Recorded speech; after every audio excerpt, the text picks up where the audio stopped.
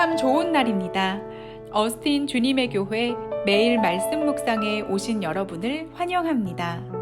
말씀을 통해 샘솟는 하나님의 은혜를 경험하시길 바랍니다. 오늘은 어제보다 더 행복한 하루가 될 것입니다.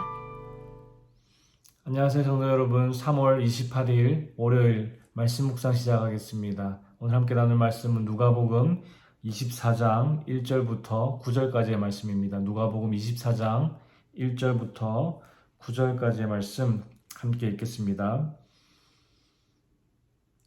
안식 후 첫날 새벽에 이 여자들이 그 준비한 향품을 가지고 무덤에 가서 돌이 무덤에서 굴려 옮겨진 것을 보고 들어가니 주 예수의 시체가 보이지 아니하더라. 이로 인하여 근심할 때에 문득 찬란한 옷을 입은 두 사람이 곁에 섰는지라.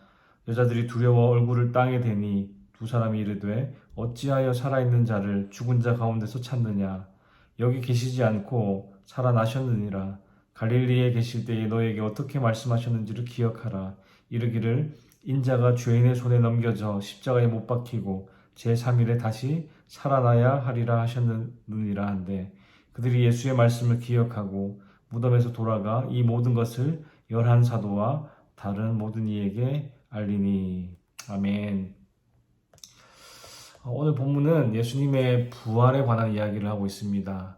예수님께서 고난을 당하시고 십자가를 지시기 전에 제자들에게 여러 번 자신이 죽임 당할 것과 사흘 후에 부활하실 것을 말씀하셨습니다. 누가복음 9장 22절에 보면 이르시되 인자가 많은 고난을 받고 장로들과 대제사장들과 서기관들에게 버림받으여 죽임을 당하고 제3일에 살아나야 하리라 하시고, 이렇게 본인이 죽임 당할 것과 제3일에 부활할 것을 말씀하셨는데 예수님의 제자들은 그 말씀을 믿지 않았습니다. 그리고 예수님을 따르던 여인들도 예수님의 부활을 전혀 기대하지 않았습니다. 오늘 본문 1절에 보니까 안식 후 첫날 새벽에 이 여자들이 그 준비한 향품을 가지고 무덤에 가서, 여인들이 안식 후 첫날 새벽에 향품을 가지고 예수님의 무덤에 간 것은 예수님의 시신에 향유를 바르기 위한 것이었습니다. 그 말은 예수님의 부활을 생각조차 하지 않았다는 겁니다. 이 여인들이 예수님께서 부활하실 것을 믿었다면 향품 대신에 꽃이나 축부활이라고 적힌 플래카드를 가지고 갔을 겁니다. 그런데 이 여인들 뿐만 아니라 예수님의 제자들조차도 부활을 믿고 있지 않았습니다. 11절에 보니까 사도들은 그들의 말이 허탄한 듯이 들려 믿지 아니하나. 여인들이 천사로부터 들은 예수님의 부활 소식을 전해 주었지만 제자들은 그것을 허탄한 말로 들었습니다. 요즘 말로 바꿔 말하자면 예수님의 부활 소식을 여인들의 어떤 헛소리로 들었습니다. 분명히 예수님께서 살아계실 때에 부활에 대한 말씀을 하셨고, 또 여인들이 직접 천사들로부터 들은 이 부활 소식도 전해 들었지만 제자들에게는 그 소식에 반응할 힘이 없었습니다. 자신의 모든 것을 걸고 예수님을 믿고 따랐는데 그런 분이 갑자기 체포를 당하시고 순환을 겪으시고 또 십자가에 처형되는 것을 보니 아마 그 상황에 압도되어 버렸을 겁니다.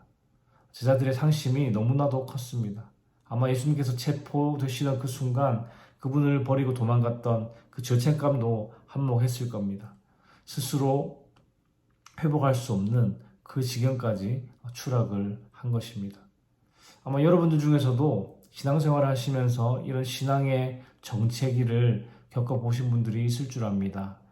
그것이 압도적인 어떤 삶의 무게로 인한 것이든 누군가로부터 받은 큰 상처로 인한 것이든 우리도 어떠한 상황에 압도되어 하나님의 말씀에 제대로 반응하지 못하고 그냥 지쳐 쓰러져 있을 때가 있습니다. 예수님의 제자들 역시 신앙의 정체기 혹은 신앙의 슬럼프에 빠져서 헤어나오지 못하고 있었습니다. 그런데 이때 베드로가 일어나더니 예수님의 무덤으로 달려갔습니다. 물론 무덤 안에 남아있던 세마포만 확인하고 집으로 돌아가야 했지만 무엇이 이렇게 주저앉아 있던 베드로를 다시 일으켰을까요? 두려워 떨고 있다가 안식 후 첫날 되자마자 새벽 일찍 향품을 가지고 예수님의 무덤으로 갔던 여인들, 회복할 수 없을 것 같던 죄책감과 상심으로 주저앉아 있던 베드로, 이들을 일으켜 예수님께로 나아오게 한 것이 무엇이었습니까? 그것은 바로 주님을 향한 그들의 사랑이었습니다. 비록 목숨의 위협 앞에서 용기를 내지 못하고 예수님을 3번이나 부인했지만 베드로는 예수님을 사랑했습니다. 예수님과 동고동락하던 3년 동안 가장 열정적이었던 것도 베드로였고 예수님께 주는 그리스도시요 살아계신 하나님의 아들이십니다라는 신앙 고백을 한 것도 베드로였습니다. 요한복음에만 나오는 이야기지만 부활하신 그 예수님께서 제자들을 찾아가셔서 베드로에게만 이렇게 물으셨습니다. 네가 나를 사랑하느냐? 베드로는 주저하지 않고 내가 주님을 사랑하는 줄을 주께서 아시나이다 라고 대답했습니다. 주님을 향한 베드로의 사랑은 성경이 이렇게 증명하고 있습니다. 사랑하는 여러분, 이 예수 그리스도의 부활의 복음은 주님을 사랑하는 사람들을 통해 지금 이 시대를 살아가는 우리에게까지 전달되어 왔습니다. 주님을 사랑했던 여인들이 주님의 무덤을 찾아갔고 천사들을 통해 들었던 부활의 소식을 11사도들과 또 모든 따르는 자들에게 전했습니다. 그리고 그들은 부활하신 주님을 만났습니다. 주님을 사랑했던 11사도들과 제자들은 이 기쁜 소식을 전하지 않을 수가 없었습니다. 그들은 주님의 증인이 되어 목숨을 걸고 예수 그리스도의 부활 이 복음을 전했습니다. 그리고 그 복음은 주님을 사랑한 많은 증인들을 통해 지금 우리에게까지 전달되었고 우리는 지금 그 복음을 누리고 있습니다. 여러분 이제는 우리 차례이지 않겠습니까? 주님을 사랑하는 우리가 주님의 증인이 되어 부활 복음을 우리의 다음 세대들에게 그리고 우리의 이웃들에게 전해야 하지 않겠습니까? 2011년에 제가 경험한 일입니다. 어느 날 기도를 하다가 주님께서 제 삶에 부어주신 은혜가 너무 크고 감사한 것을 깨닫게 되었습니다. 무엇보다 저 같은 사람을 사랑하시고 구원하신 그 은혜가 너무너무 감사해서 이런 기도를 했었습니다. 하나님 너무너무 감사해서 제가 하나님을 위해 무엇이든 해드리고 싶습니다. 제가 하나님을 위해서 무엇을 하기 원하십니까? 말씀만 하시면 제가 뭐든지 하겠습니다. 라고 기도했던 때가 있었습니다. 그런데 기도를 하는 중에 갑자기 두려운 마음이 들었습니다. 그 당시에 이슬람 IS가 테러를 일으키고 또 크리스천들을 공개 처형한다는 그런 소식들을 선교사님들로부터 또는 TV를 통해 종종 듣고 있을 때였기 때문입니다.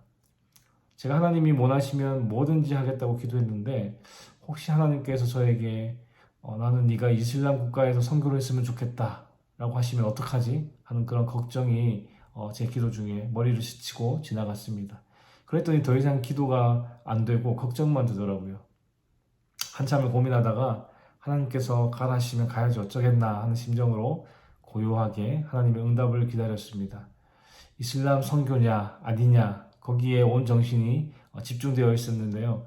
하나님께서 전혀 생각하지도 못한 말씀으로 응답을 주셨습니다. 물론 육성으로 들리게 응답을 주신 것은 아니고 제 마음 깊은 곳에서부터 들리는 그런 음성이었습니다. 살면서 이런 경험을 한 2번 정도 했던 것 같은데 그 중에 한 번이 이 응답이었습니다. 아주 고요한 장소였고 또 조용한 시간이었는데 제 마음속에서는 아주 정확하게 하나님의 음성이 들렸습니다. 제발 이슬람 선교는 아니었으면 하는 그 마음속에 하나님께서 하신 말씀은 3단어였습니다. Love me more. Love me more. 나를 더 사랑해다오. 조금 충격적인 응답이었습니다. 제가 알고 있던 기도의 응답은 이런 식이 아니었기 때문이죠. 예수님께서 종종 종교 지도자들의 어떤 질문에 동문서답처럼 이렇게 들리는 답을 하시곤 하셨는데 마치 그런 느낌이었습니다. 분명히 제가 하나님을 위해 뭘 해드릴까요? 무엇이든 하겠습니다. 말씀만 하십시오. 이런 기도를 했는데 갑자기 나를 더 사랑해다오 라고 말씀하시니 이해가 안 되었습니다. 그래서 한참을 그 말씀에 대해서 생각을 했습니다. 이게 도대체 무슨 말씀일까? 그때 제가 깨달은 것은 모든 일이나 어떤 사역을 하기 전에 반드시 필요한 것은 다른 무엇도 아닌 바로 주님을 향한 사랑이라는 것이었습니다. 저는 하나님의 사역을 먼저 생각했지만 하나님은 저와의 관계를 먼저 생각하셨습니다. 제가 뭘 하는가가 중요한 것이 아니라 제가 하나님을 사랑하는가 이것이 하나님께는 더 중요한 것이었습니다. 여러분 한번 생각해 보십시오. 주님을 사랑하지 않는데 어떻게 주의 사역을 감당할 수 있겠습니까? 주님을 사랑하지 않는데 어떻게 이 세상 가운데 주님을 전할 수 있겠습니까?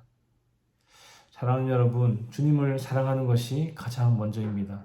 모든 사역보다 그것이 우선입니다. 하나님께서 주신 십계명에도 하나님 사랑이 먼저이고 그 후에 이웃 사랑입니다. 예수님도 그 계명을 설명하시면서 이웃 사랑에 앞서 하나님 사랑을 먼저 강조하셨습니다. 하나님을 향한 사랑 없이 이웃을 사랑할 수도 없고 그들에게 복음을 전할 수도 없습니다. 그러나 하나님을 사랑한다면 그 사랑으로 이웃을 사랑할 수 있고 또 이웃을 사랑하기에 그들에게 좋은 소식, 즉 구원의 소식인 복음을 전할 수 있는 겁니다. 주님을 사랑했던 부활의 증인들을 통해 그 복음이 우리에게까지 왔습니다. 이제는 우리 차례입니다.